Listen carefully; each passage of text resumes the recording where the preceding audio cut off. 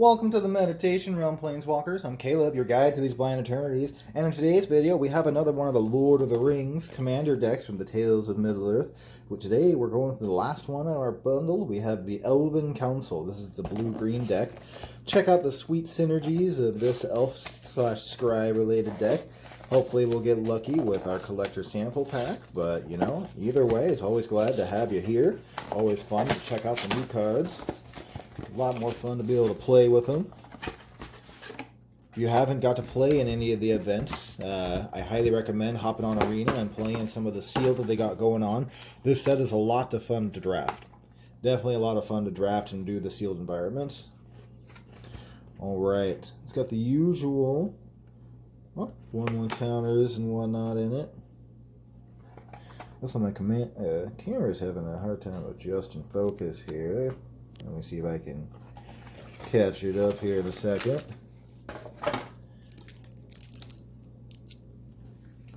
Alright, there we go. Technology sometimes. Again, has the usual inserts. They've gotten a lot better, you know, at least you get a deck to be able to use in these to hold your commander cards. Before, you know, when they first came out, this was kind of an afterthought. Definitely a good inclusion. Alright, we'll check out the deck, and then we'll see if we get lucky with the collector sample pack. Last one, we did not get much luck with it, value-wise, but, you know, that's why it's a sample. You're not likely going to always get a ton of value. The decks themselves, though, definitely have value. So we have Galadriel, the Elven Queen, the face of the deck. Legendary creature, Elf Noble. It's a 4/5 for 2 green and a blue. She has Will of the Council. At the beginning of combat on your turn, if another elf entered the battlefield under your control this turn, starting with you, each player votes for Dominion or Guidance. If Dominion gets more votes, the ring tempts you, then you put a 1/1 counter on your ring bearer. If Guidance gets more votes or the vote is tied, draw a card. So quite often it's going to be card advantage unless somebody wants you to have the ring. Okay, I like that. And then we have Gandalf, Westward Voyager. Legendary creature, Avatar Wizard for 3 green and a blue. Whenever you cast a spell with mana value 5 or greater, each opponent reveals the top card of their library. If any of those cards share a card type with that spell, copy that spell. You may choose new targets for the copy, and each opponent draws a card. Otherwise, you draw a card. Interesting. So you cast something big. If an opponent has a revealed one on top, you get an extra copy of it. Otherwise, you draw a card. And each opponent's going to draw a card. I don't know about letting my opponents draw cards, even though I get a free one. I'm always iffy on giving my opponents advantage in Commander. Alright, we're going to quickly pass through the commons and uncommons reprints for the most part. Again, some sweet art on so many of these cards. Definitely happy to see that they went this route instead of putting a copy-paste of old art into everything. They actually did a lot of work and had a lot of artists commit time into creating some sweet pieces of work.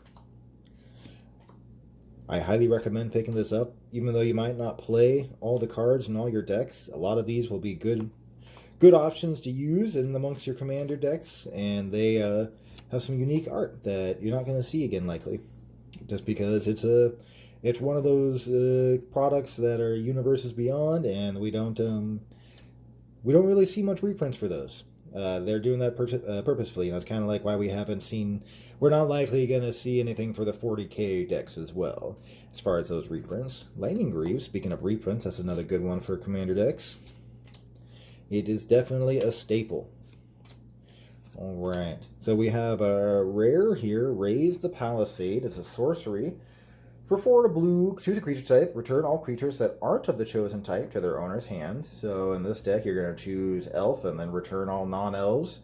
Okay, so it's essentially a one-sided board wipe for your opponents. I like that. Trap the Trespassers. It's an instant for 2 blue with Secret Council. Each player secretly votes for a creature you don't control. Then those votes are revealed. For each creature with 1 or more votes, put that many stun counters on it, then tap it. I don't know. That's kind of just a lockdown on maybe a couple creatures, 1 to 3 if you're really lucky. Arwen, Weaver of Hope, legendary creature, elf noble, for 1 and 2 green. It's a 2/1. When each other creature you control enters the battlefield with a number of additional 1/1 counters on it equal to Arwen, Weaver of Hope's toughness. Okay, so if you buff her up, she's going to make the rest of your board huge. Galadrim Gambush. Instant for 4 and a green. Create X 1/1 green elf warrior creature tokens, where X is the number of attacking creatures. Prevent all combat damage that would be dealt this turn by non-elf creatures. So this is another one of the kind of like that Arachnogenesis card, where it's a fog that creates tokens that can block a bunch of your opponent's creatures and wipe everything that's attacking. And then you're not going to take any damage. That's sweet. I like this guy. It might be another expensive one. It's 1 more mana than Arachnogenesis, but still strong. We have a legendary creature, Elf Soldier Haldir, Lorien Lieutenant. He costs X and green, is 0/0. It enters the battlefield with X 1/1 counters on it. Vigilance, until end of turn, other elves you control, 5 and a green, until end of turn, other elves you control gain vigilance and get +1/+1 for each 1/1 counter on Haldir. Okay, so this guy can become big in the mid to late game. You pay, let's say you play this guy on turn 5, with 4, X counters being 4, and then the next turn you spend 6 mana and give your board +4/+4 because you got 4/1 counters on him. Could be okay. It's another one of those elf cards that can buff the rest of the elves, which is always useful. We have Legolas Greenleaf, legendary creature, Elf Archer for 2 and a green. He's a 2/2 with reach. He can't be blocked by creatures with power 2 or less. Whenever another legendary creature enters the battlefield under your control, you put a 1/1 counter on him, and whenever he deals combat damage to a player, you draw a card. So a smattering of decent effects. Mirkwood Elk. It's an elk for 5 and a green. It's a 6/6 with trample. When it enters the battlefield or attacks, return target elf card from your graveyard to your hand. You gain life equal to that card's power. Okay, sweet. This lets you be able to rescue your elves and reuse them. I like that. Travel through Kaldraris. It's a sorcery for 5 and a green with Council's Dilemma. Starting with you, each player votes for Red Horn Pass or Mines of Moria. For each Red Horn Pass vote, search your library for a basic land card and put it in the battlefield tab. If you search your library this way, shuffle. For each of Mines of Moria vote, return a card from your graveyard to your hand. And you exile Travel through Kaldraris. So, what? The floor on this is for 6 mana. You can get somewhere between 4 basic lands to 0 and return up to 4 cards from your graveyard to your hand, somewhere in between. So, for 6 mana, search for 2 basics, return 2 cards from your graveyard to your hand. Let's say that's the average. I don't know, is that worth it for 6 mana? I mean, I suppose if you went 3 and 3, if 3 mana search for 2 lands, put them into play, and 3 mana was to return 2 cards from your graveyard to your hand, that effect would match, but I don't know about this card. Windswift Slice. It's an instant for 2 and a green. Target creature you control deals damage equal to its power to target creature you don't control. Create a number of 1/1 green elf warrior creature tokens equal to the amount of excess damage dealt this way. That's pretty sweet. Serdane of the Shipwright. It's a legendary creature, elf noble, for 3 blue and a green. It's a 3/4 with vigilance. Whenever Serdane the Shipwright enters the battlefield or attacks, each player secretly votes for a player. Then those votes are revealed. Each player draws a card for each vote they received. Each player who received no votes may put a permanent card from their hand onto the battlefield. Interesting. Alright, well, basically you potentially can make it so every... I don't know about this one, because letting your opponents potentially cheat stuff out is kind of meh, in my opinion, but, this might be the fun card to include into your commander group. We have Elrond of the White Council, legendary creature, elf noble for 3 a green and a blue. He has Secret Council. Whenever he enters the battlefield, each player secretly votes for Fellowship or Aid. Then those votes are revealed. For each Fellowship vote, the voter chooses a creature they control. You gain control of each creature chosen this way, and they gain this creature can't attack its owner. For each Aid vote, put a 1/1 counter on each creature you control. This guy can basically be a large board pump by putting 1/1 counters on each creature you control, because I don't think your opponents are going to mostly let you take one of their creatures. So, yeah, I see this mostly just being a put counters on your creatures type of dude, so still decent. Especially if you put 4 1/1 counters on one of your dudes. We have a Restorer of the Council, legendary creature, Elf Noble, for 1 a green and a blue. It's a 2/4. Whenever players finish voting, each opponent who voted for a choice you voted for creates a treasure token. You scry X, where X is the number of opponents who voted for a choice you didn't vote for. Draw a card. Okay, I mean, this is specifically if you're going with the council effects, but this is definitely a strong card with the council effects. We have a Mirkwood Trapper, Elf Scout, for 1 a green and a blue. It's a 1/4. Whenever a player attacks you, target attacking creature gets -2/-0 until end of turn. Whenever a player attacks, if they aren't attacking you, that player chooses an attacking creature, it gets +2/+0 until end of turn. So basically incentivize your opponents to attack each other and less likely to attack you, but -2/-0 is not that much of a disincentive. Radagast, Wizard of the Wilds, legendary creature, Avatar Wizard, for 2 a green and a blue. He has Ward 1. It's a 3/5. Beasts and birds you control have Ward 1. Whenever you cast a spell with mana value 5 or greater, choose 1. Create a 3/3 green beast creature token, or create a 2/2 blue bird creature token with flying. Okay. He's okay. Sail into the West. This is a card that's going up in value because it's definitely strong. Sort instant for 2 a green and a blue. Will of the Council. Starting with you, each player votes for return or embark. If return gets more vote, each player returns up to 2 cards from their graveyard to their hand. Then you exile Sail into the West. If embark gets more votes or is tied for more votes, each player may discard their hand and draw 7 cards. It's a wheel effect in blue-green. It's good. Song of Earendel. I probably butchered that, but you can let me know in the comments. Saga. First chapter is scry 2, then draw 2. Second chapter is create a treasure token and a 2/2 blue bird creature token with flying. Third chapter is put a flying counter on each creature you control without flying. He's okay.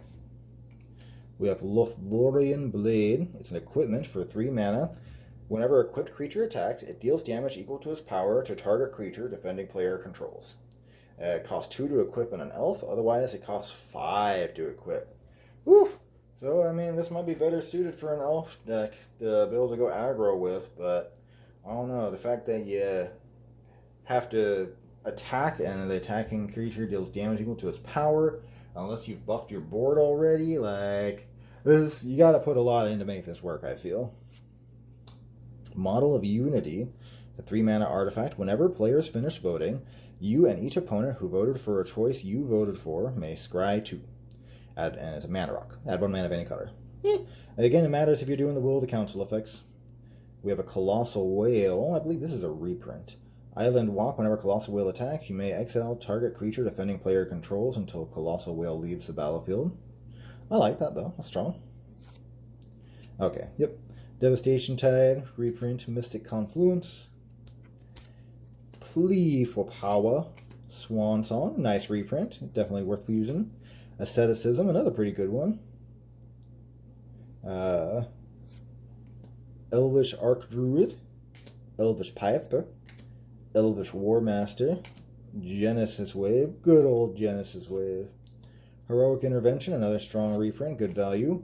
Hornet Queen, Inscription of Abundance, Overwhelming Stampede, Realm Seekers, Seeds of Renewal, Sylvan Offering, Exotic Orchard, Flooded Grove, that's a nice land reprint, Hinterland Harbor, Rejuvenated Springs, Vine Glimmer Snarl, Lonely Sandbar, Thornwood Falls, Tranquil Thicket, Woodland Stream, and 1, 2, 3, 4, 5, 6, 7, 8, 9, 10, 11, 12, 13, 14, 15, 16, 17, 18, 19, 20, 21, 22, 23, 24, 25, 26 basics.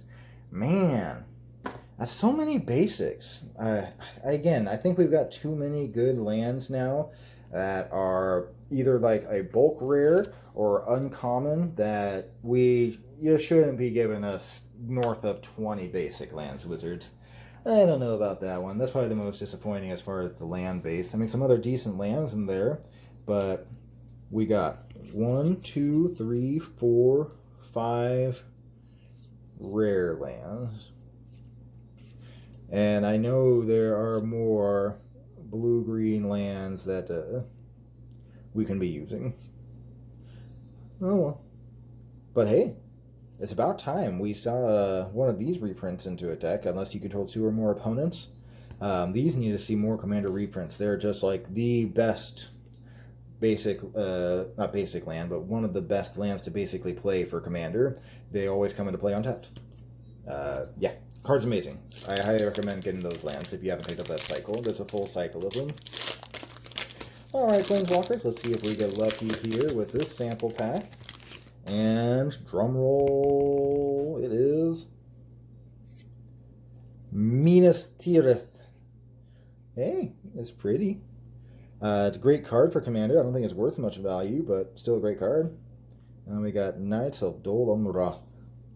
But sweet. I like Minas Tirith. I think all the lands are going to become Commander staples. Like, you're just going to play them because they're just that good. They deserve to get played. Thank you for joining me, Planeswalkers. I am always happy to have you here. Like, share, and subscribe if you haven't already, and I look forward to having you here on the next video.